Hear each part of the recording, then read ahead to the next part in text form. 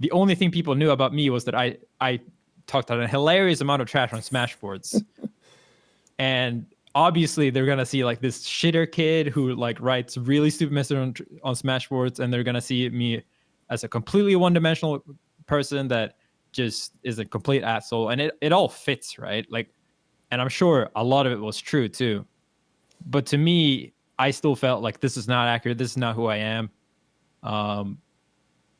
And I mean, I think most people can understand that if you take the worst moments out of any teenagers, like the worst 100 posts out of any like internet kids troll history, like it's gonna look bad. Yeah. So that's what I felt at the time, like really betrayed. And I wanted like to prove everyone that like both I could be a better person, but also that like this was just wrong.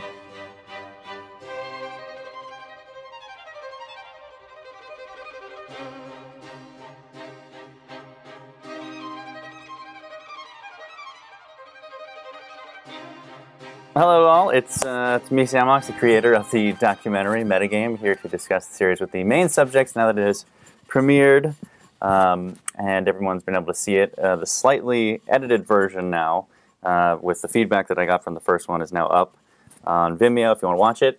But I wanted to do these kind of post-doc interviews, especially with you, Leffen, because I feel like it'll help add a lot of three-dimensionality to your story, which really didn't get explored at all in the context of the five gods and stuff. So I'm very happy to have you here to help kind of inform that side of things.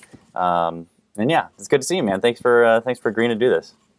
Yeah, of course. I'm always happy to talk about things. I think it was a really interesting period for everyone involved. So always down to talk more about it. Nice. Yeah, for me, honestly, it was with the most interesting time in Smash history for a lot of reasons, and one of the main ones was you and the way that you sort of shook things up. I guess if we could start maybe just talking about your reaction to the premiere, and maybe you could talk about it by days. I know you liked it the first day and then had problems with it the second day. So in your own words, sort of what was your reaction to it? Yeah, well, so I think... I mean, most of it was just aired live, so you can probably go back and watch like what my exact reaction was. But what I remember is basically like, so the first episode starts, and you're always like, how is this gonna be? How is it? And then I wasn't that sure about the first episode, but then the second one and third one really drove it home. Again, that was like, those were episodes that I had like kind of been a part of. Like I was in the scene around Pound 4, but I wasn't really during Genesis. But I obviously had like, I talked to everyone, and like everything was on Smashboards. It was still really cool to see everything, and I really really liked that. And then obviously the second day happened, and I mean, I think I overreacted. Don't get me wrong, but I was pretty upset at the time. And then people kept telling me that like, don't worry, maybe this is just the setup for the redemption arc in the last one. And then, it didn't really come. I mean, like, I wouldn't say it got worse, but, so that kind of put me on a downer. And the thing is that like, for me, I was kind of scared of like, just having like, this year I had the whole like tweet with the like McDonald's thing that was kind of taken out of context, although I screwed up. And I just been getting a lot of like people coming into my Twitch chat and like hating on me for things said out of context. So I was really on edge for that before any of this happened. And then when that happened, I was like, oh no, I don't want to have to like go through a couple of years of this, which I do think was probably an overreaction, because most people in the scene do know that like they know a bit more full of the context, but you're always scared, right? That like it's going to be put on some big platform, and then people are going to see it out of context, and people are going to be like, oh man, yeah, that Leffen guy, he really hates these people, and so on. Yeah. Well, that, for me, like I've that experience of like, it's watching your reaction, and I was in my own little world thinking like, oh, Leffen's going to love this. He's just being like, oh yeah, I'm going to be the evil villain guy, which I think you do appreciate, but maybe not to the specific things that were talked about in the documentary, they needed context, and especially because you had, written a very personal letter apologizing for that stuff and explaining more about your situation, your side of things, and that doesn't get explored in the documentary. So, and then I immediately, it was like, oh my God, why did I just release that without more context? So I don't think your reaction was entirely unjustified. And I think it's actually ended up making the documentary better because it's not, that story needs to be fleshed out a little bit. I'm hoping we can do a little bit more of that here. Yeah. But yeah, I think that, the way you had with like Leffen with the fire around him, that's the Leffen that was in that story, at least should have been the construct of that, which did you kind of leaned into that a little bit during that time period, and maybe we can talk about that later, but what would you say that you sort of embraced that role a little bit at that time period? It also did like it was basically like a combination of like both fake and real, I would say. Like obviously the ban happened, and through my eyes this was like contentious. Like I absolutely think I acted wrong in many ways, but then I also think that the ban was done in very unjust ways, and like even after the ban, like the things that happened after, I really disagree with. So I wouldn't say hate, but I really wanted to like have revenge on like the situation that happened, and like I was really frustrated with everything that had gone down, and I obviously wanted to prove myself, right? So for me, like I was always improving pretty quickly, but when the ban happened and then I finally had the chance to come back, it was more of a like, I'm done improving quickly. I want to win right now. Like I want to prove them wrong right now. And I think that like actually helped me a lot, just like realizing that like, no, I can't just take losses. I need to win every single match. But then at the time I was working, I was, trying to figure out if I can do this full time. Everyone was kind of like in this weird space where like no one really knew if Smash was going full esports. Some people were kind of like Mango had gone on a sponsorship, but Armada and Mutine were kind of on the edge. And there were a bunch of people like HBox who did both like work or school and did it. And like I liked my job, but I also hated working in like something I didn't really believe in. Like I thought it was a good job and I liked my coworkers, but it was like every day I would go in there, like it was a grocery store, and a grocery store in Sweden is a pretty good job. Like a lot of people applied for them, and they have like way higher minimum wage than Americans.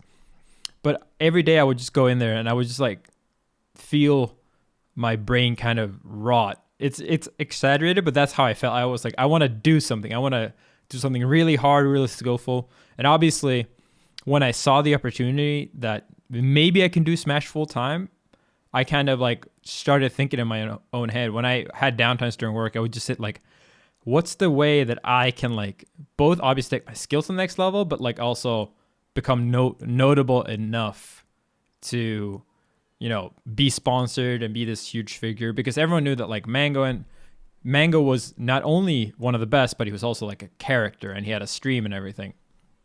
So for me, it was obviously I wanted to beat everyone. That was the number one thing. But as that happened and everyone else started catching on to this narrative of like, oh, the God Slayer and oh, this guy's going to take down all of them, I realized that like this is the perfect this is a story, right? This is an anime or wrestling story. So I kind of leaned into it, even though for me it was mostly like I wanted to be the best, not necessarily beat all of them. Like I wouldn't really care if I won a major but didn't beat Mutaking that time. But I thought it was really fun, and it was like kind of this extra motivation that just like spurred me on, because it was always like, well, I got to beat him this time. I haven't done this thing. So I just used all of it for both motivation and then also obviously to like build my own brand and do everything. And I think everything just kind of culminated around Apex 2015. Yeah. I really got that sense too. It's nice to hear it from you yourself that like that was a big motivating factor in sort of pushing you on was this idea of proving people wrong. It's something that PP mentioned was a very big motivator for him, was just anger. Like eventually trying to beat Mango, who he had never beaten in tournament, and that drove him on. What were you like as a kid? What was baby Leffen like? I mean, obviously, I don't remember much of it, but I mean, I always liked games. I always liked doing that. I liked just competing in general. I wanted to be good in things, but I wouldn't really say that I was like extremely competitive or anything. Took a couple of sports things, but it was like, I remember playing tennis, and I loved when we had matches. I didn't really like just practicing and swinging and like practicing proper form, and like knowing now that's probably what I should have been doing, just like having lessons over and over.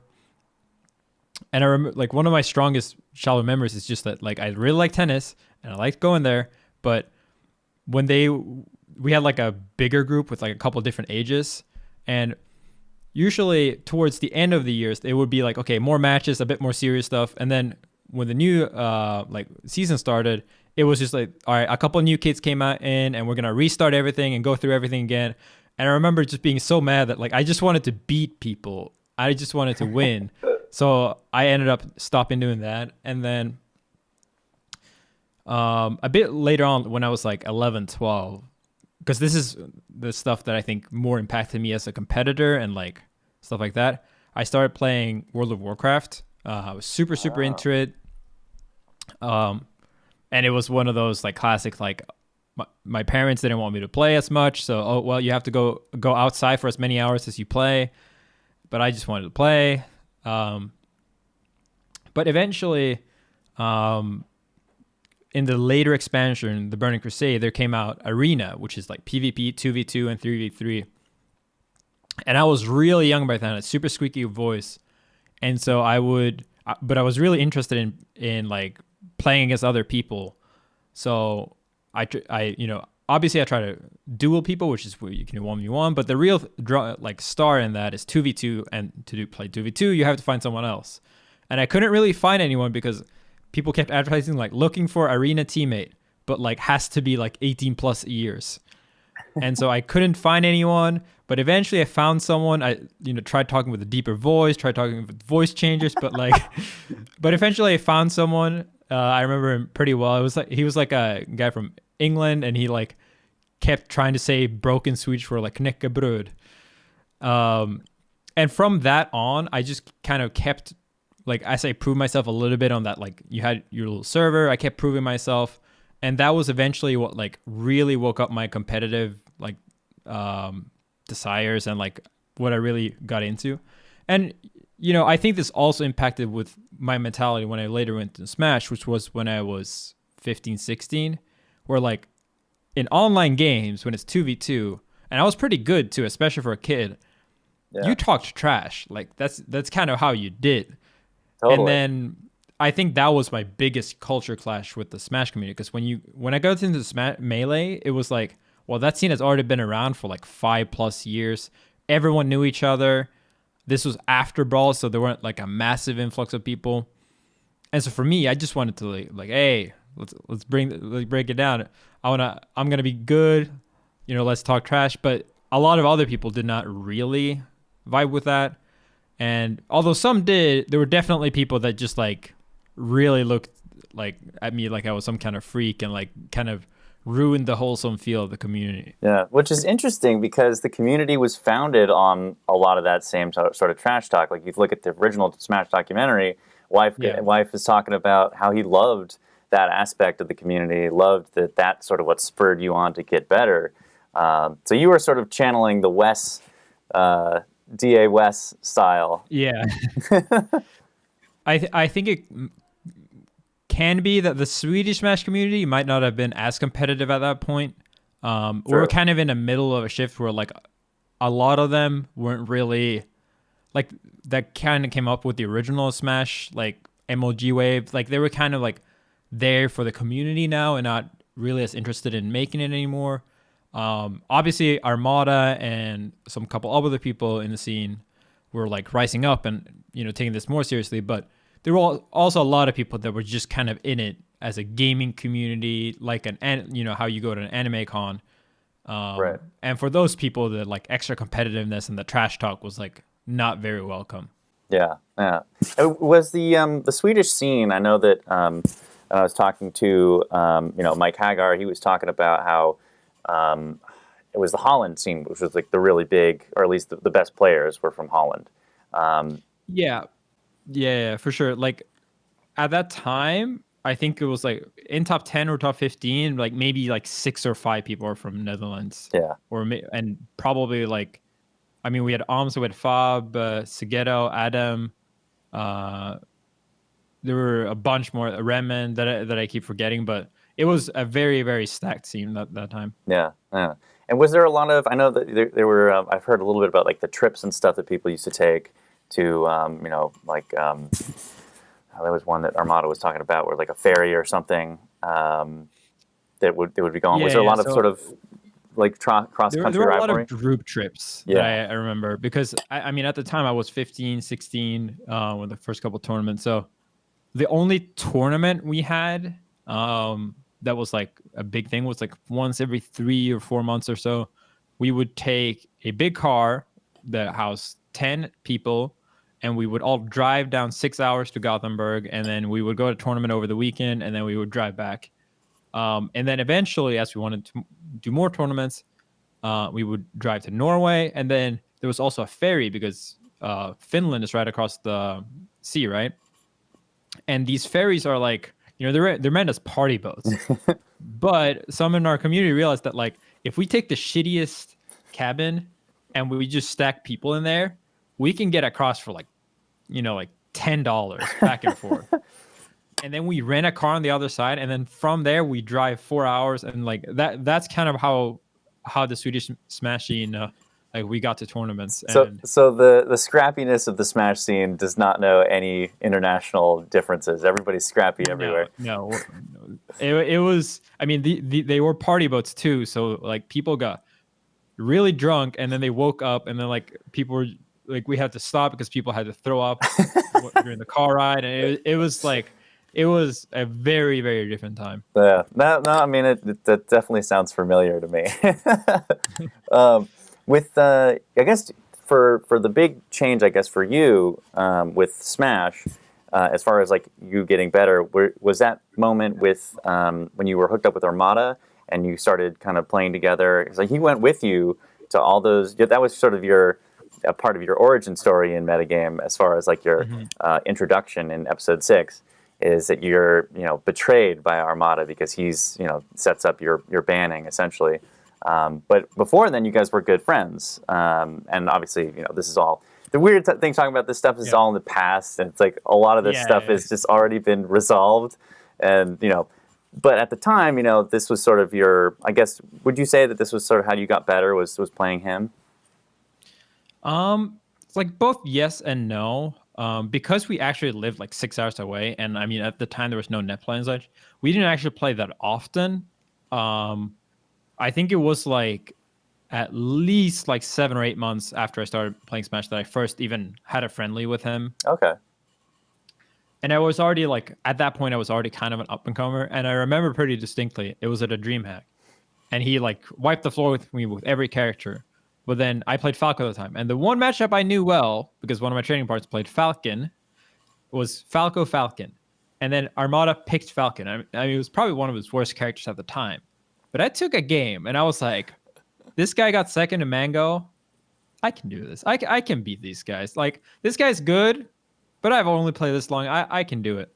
And from that point on, obviously it took a very long time before I actually beat him. But we always played, and he was one of the people that were more serious about the scene in a scene that had a lot of casuals or like semi-pros, and so he pretty quickly took notice that like I was serious and that I was improving quickly.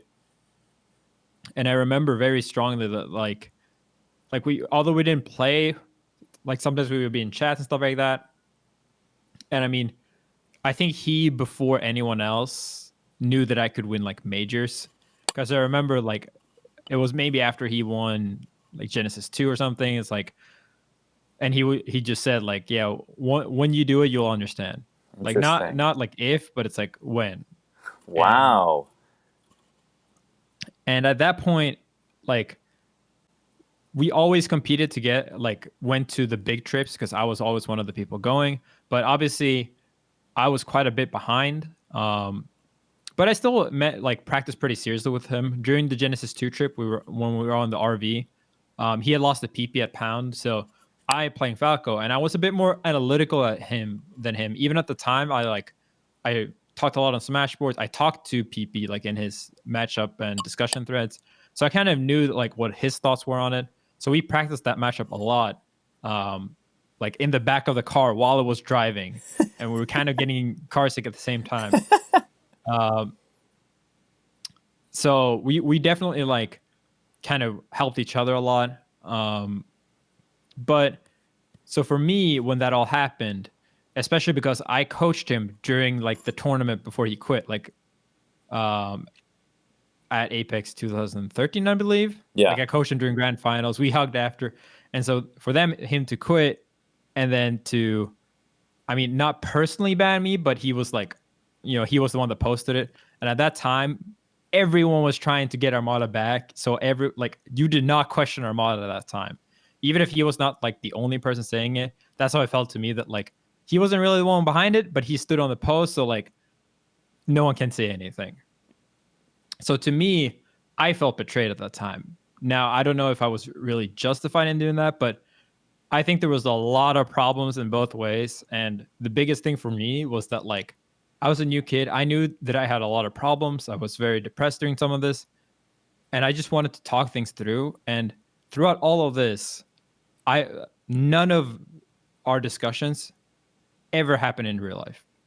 There was actually supposed to be a meeting like right before Apex 2013 where we were like gonna sit down and like talk things through, because they had like threatened a ban on a forum once. Right. And then they went, it's okay, we don't need to do it. I think everyone's fine.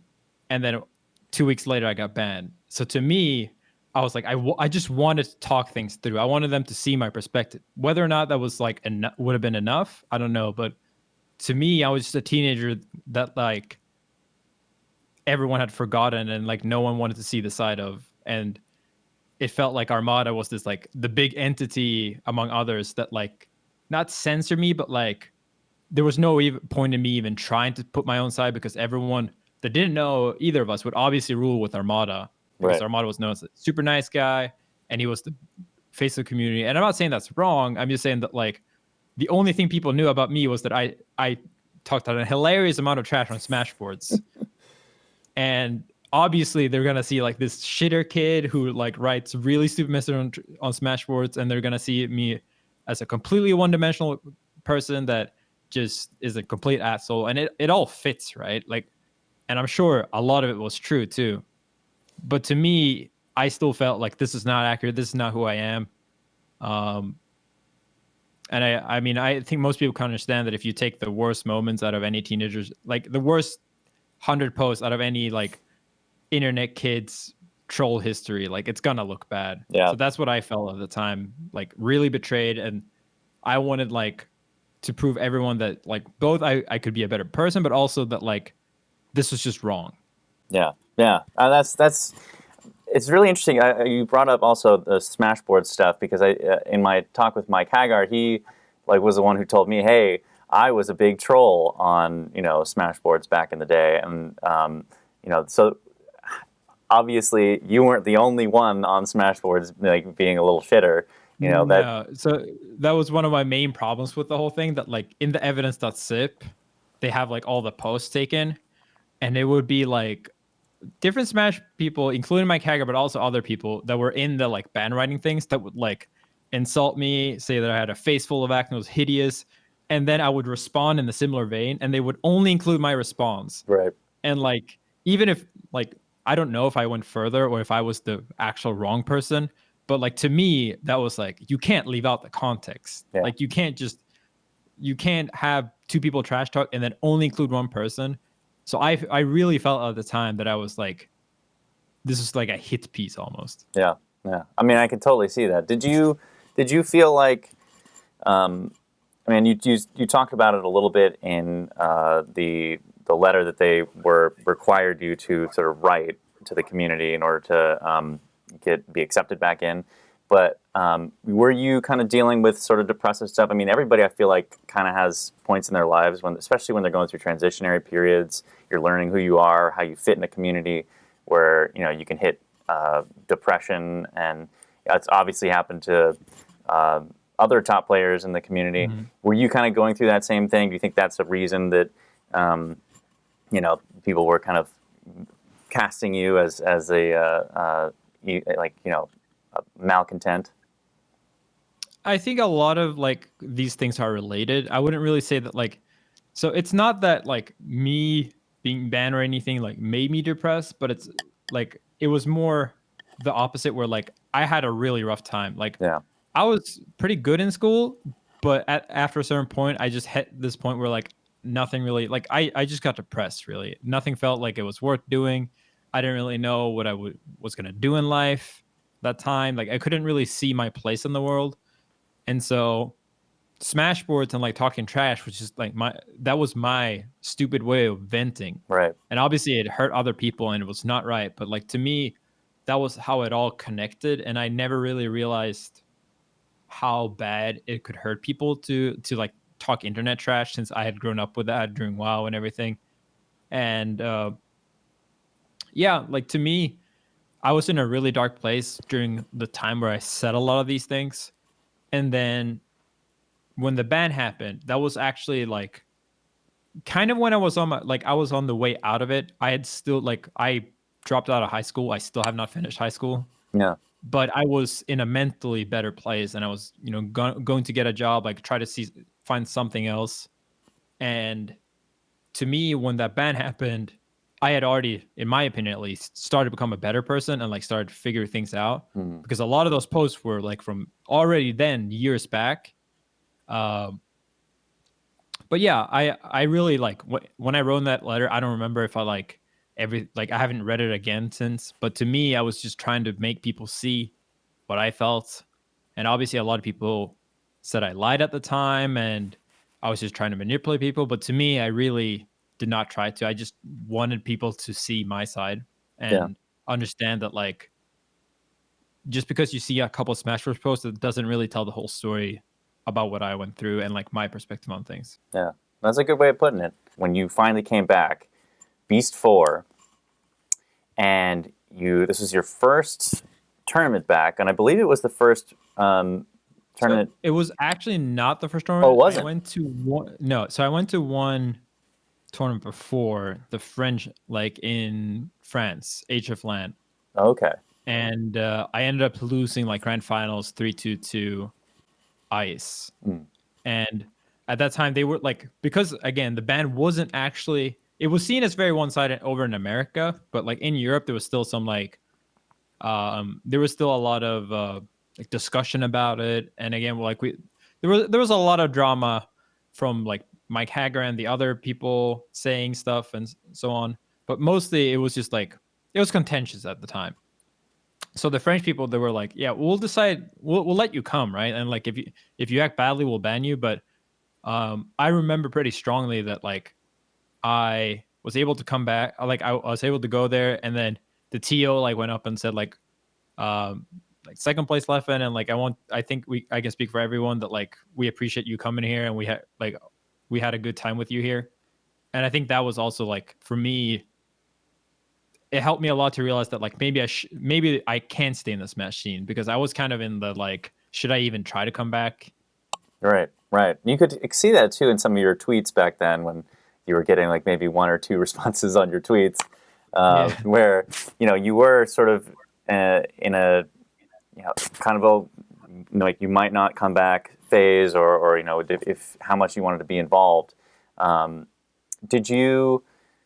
And then obviously, you had Beast. I mean, because fighting someone, winning a game against Armada, just like a friendly or whatever, your Falco versus his Falcon is one thing, but then going up against him in grand finals and winning is something entirely different. And Scar talked about this a couple times. In fact, once I just reused the same clip twice in the documentary, where he says, 99% of people, they're going up against someone who's a better player, and or quote unquote better player, and they'll realize that they'll realize in the moment that they are winning and they have the advantage or something, and then that brief second of realization will like fumble the ball and will make you lose concentration and screw up. And he said it that you are one of those people that doesn't do that. Do you feel like that would you agree with that, or the way your brain worked, I guess, in the moment? And I guess that's multiple questions there, but like maybe in that specific moment, did you feel like you could do this against Armada? Yeah, so the full story, I guess, is that like the week before Armada quit last time, we had like, so we went to Apex 2013. That was his last tournament before he quit, and then there was like a Swedish tournament that we both went to, and then we traveled together to Apex. At that time, I almost beat him, and I had never beat him in a set before. Like we played maybe 25, 30 sets because it was always us two in the grand finals. And to me, generally, people saw it as a win if I took a game for the most part. But that time I got really close. It was best of 7, and it was PAL. And when the tournament after is going to be NTSC, and I went up 3-2, and it was one hit away from taking winter finals, and then I lost grand finals 4-2. And then after that, I also got banned. And to me, that was like extra for me. Like, oh no, he quit before I could beat him when I lost 25 sets in a row and I was one hit away. So although it might seem to Scar that I never fumbled the ball, to me, that was my fumbling, right? That was me like not getting it. But after that point, I can't actually agree that I don't fumble it as much because I had a lot of confidence in myself. In my opinion, I was the one that should win. If I play my game, I should be winning. So when I went up against Armada, like won the first match or won 2-0 or won the first set, that was just to me, like my mind properly predicting what would happen. Like things were going according to the plan, not that like, oh my god, I'm beating Armada, because in my head and during that year when I was banned, like I had like thought about how I should win so many times and like what I would have done differently, that it wasn't that weird to me, I guess. Yeah, yeah. And maybe that's exactly the answer, is that you don't kind of you have to believe in yourself that absolutely I can beat him. Was there? I mean, in the documentary, you're sort of described as someone who emphasizes fundamentals and pushes Fox to like plays like a perfect Fox almost. How would you describe sort of the way you approached Melee and gave you confidence that you could beat him? So my style was like, it's probably one of the styles that are less defined. Like I'm not like Armada Mutant with like very robot like or very like Mango, very freeform. I would say I'm somewhere in between like both Armada, Mango, and PP, where I use a lot of like reads and specific like this type of person likes to do that, so I'm gonna do this because I know that PP did a lot of that, and I studied videos and I watched Smashboards. I use a lot of the punish game and like the robot stuff that Armada did, because to me some of the stuff he does is like so obviously like easy and good. But then I also like to when I'm on point, I do like to put in like some of my own stuff, like a little bit of flair, and like really like not talk to the opponent, but like kind of like set the mark. Like, yeah, I can taunt. I can do this hard read, and like I know that's gonna shake you. And I guess that's probably my big thing, that I like to do things specifically because like if I call out a really crucial, a core habit of theirs that will kind of break their formation, where like if they rely on this one move in neutral and I consistently beat it 3 times in a row, so usually they have a backup plan, but that backup plan is usually not very good, or like they're not as good at it. And so I like to put people like off their foot and on their back foot and like kind of break apart their game. So to me, that's like the core, but the way I do it with Fox is also obviously very important. That like I like to play in a way that's that's optimal but not perfect. It's a kind of like weird distinction, but a lot of people, especially at the time when it was 20 seconds and such, they were just like, well, as long as you hit like 13 frame perfect shines in a row, you can shield break them. But to me, I was like, well, no one really does that. Like it doesn't matter what sport you go through, how much money there is in things. Like no one's perfect. It's all about like taking the optimal choices like the perfect amount of reward considering the risk.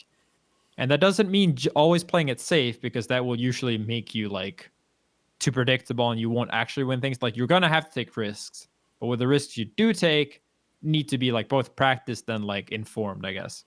Nice. So I just thought a lot about like what's worth going for. Ledge dashing is really hard, but the reward is insane if you can make it like so the fox is no longer weak on the edge. But then again, I don't have to double shine because like I have better options. I have shine grab and like other things that I can do instead. So I kind of always thought about those things because I didn't have that many people to play. So it was always like a lot of playing in my own head and like practicing versus CPUs and labbing things to try to figure out like what are other people not doing? How can I do this right? And I'm definitely one of those people that a lot of my best ideas is just from looking at people doing things and then thinking like, no, that's wrong. That I can do that better. Even though maybe I couldn't have done better without seeing what they did wrong first, I just get a lot of knowledge from watching people do things a certain way and then thinking that like, no, I can do this better. This is wrong. Yeah. And it's wrong because of X or Y. Yeah, that's very interesting. It's almost like you have a holistic approach. It does remind me of PP. You analyze, you know, look for those moments, and it's very distinct from, you know, the not just like the when I think of like a Mewtwo King Armada versus like a Mango. You know, I think of, okay, there's the punish and then the neutral, sort of the way that metagame sets it up, but there's like those two sides of it.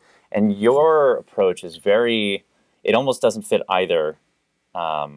Very well. It's a very unique way. it is definitely a style that is not uncommon, I would say, for top players, but it is a style that's like it's less anime. It's less like memeable, where you can just say drop a one-liner and that explains the style. Yeah. And for the longest time, I think that I didn't like. I remember because everyone else were talking about this with the Five Gods, like, and I always remember reading comments like, yeah, Leffen's just this style. And to me, I just kept seeing the wrong style. Like, no, that's not how I play. And no, that's not either. So I've actually had to think about this too, that like, what is my thing? Because as I kept going, I realized that it is actually pretty important for me to realize what my style is. Because once I'm playing other games and as things go on, people are going to study me and I need to understand what they think I do. And like, Yeah. what is the weakness of this style that I have chosen, even if I don't understand it? Yeah. In a way, and this is kind of funny, the way we're talking about it and you're describing it, it reminds me of like, you know, PP's investigation into Jeet Kune Do and that sort of stuff, where the formless form, the sort of, you know, not like, you know, trying to classify how you approach it and trying to understand it.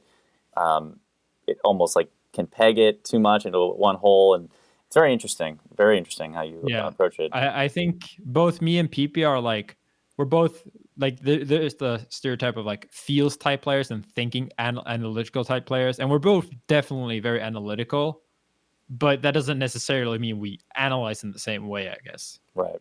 There was those moments you see you just like jumping with joy, like jumping up and screaming and stuff. Mm-hmm. And was that just sort of like in those moments when you were winning and it was obvious you had the momentum?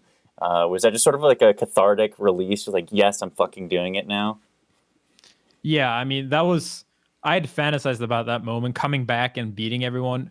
Like, again, I was struggling with, should I come back and should I not? But like, ultimately it was the like, what if I come back and beat everyone? What if I get revenge? And I was like kind of on the side, whatever. I had kind of done my thing with Apex, so I was already pretty content with how things were going. But then in winners, I lost to Ice.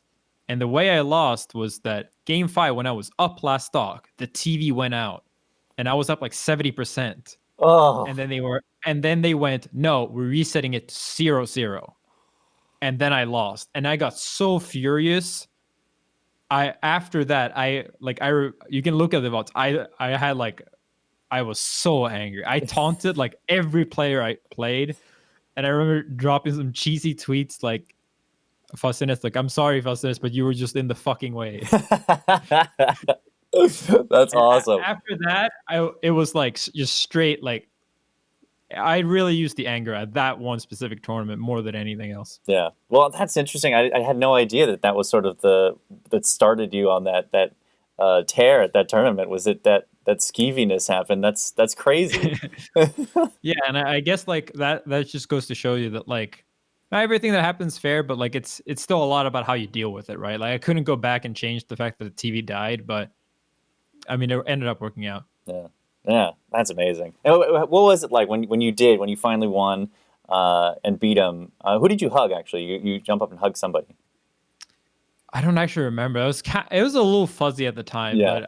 but it was really it was a great feeling. It's still like to me maybe not the best like win in the moment, but it's probably the one that meant to me the most as like overall. Like Evo, amazing, but like at that point I was already doing well. Like I had my place in life, and like even if I lost Evo, I'd still be fine. But to me, that was like I come back like I'm here to stay in the Smash community. I'm too good to quit. It was the like affirmation that like my style and everything I've been thinking about, I can actually prove it, and I can win things, and I can finally like live with the fact that like I did it. I finally beat Armada after all these losses, and I finally got like revenge, and I was unbanned. So it was a bunch of things at the same time, and for me that was just like yeah, it was just the most crazy feeling to finally like prove everyone wrong. Um, and I think I tweeted or like wrote on Facebook that like yeah, I just wanted to beat everyone else too at that point. Yeah, yeah. That it really can't comes through, and I can see why and Armada makes this point too. Is like as soon as you have that win, that first win, that's really Mhm. earth shattering, and this one was such a confluence of emotion for you. Um, that's it really comes across in sort of how you reacted in the Mhm. moment.